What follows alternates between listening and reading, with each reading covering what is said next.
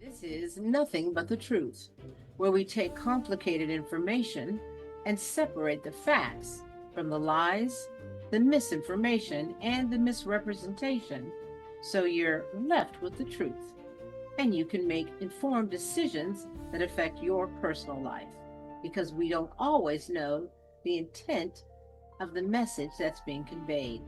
So let's get into it.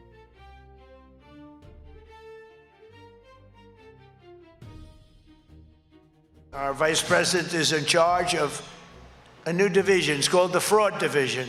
You know, if we straighten out half the fraud that took place in this country over the years, we'd have not only a balanced budget, we'd have a big surplus.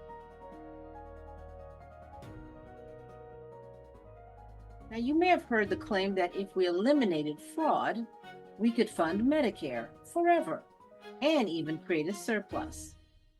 Now, that sounds good, and of course, fraud should be addressed.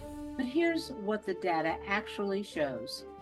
According to CMS, the Centers for Medicare and Medicaid Services, improper payments across Medicare and Medicaid total roughly $86 to $100 billion a year. And that's important because CMS is very clear. Improper payments are not the same as fraud. They include documentation issues, billing errors, coding mistakes, and administrative gaps. So let's get into it and let's do the math. Medicare alone spends over $1 trillion a year. The federal deficit is around $1.5 to $2 trillion annually, and the national debt is over $30 trillion. So even if you eliminated 100% of improper payments, you would only cover about 5 to 6% of the annual deficit and less than 1% of the national debt. Let that sink in. Tens of billions versus trillions. And this isn't just one perspective.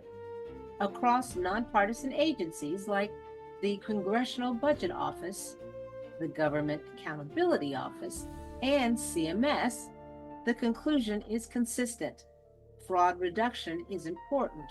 Oversight matters, but it is not large enough to fund Medicare indefinitely, balance the federal budget, or create a surplus. So here's where the claim starts to break down.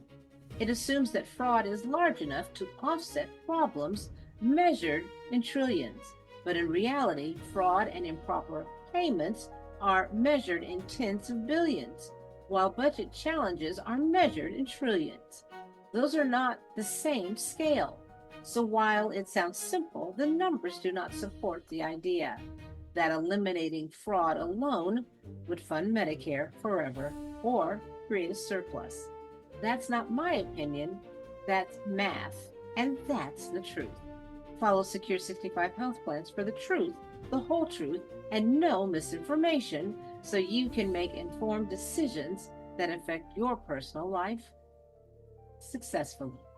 I'm Swann.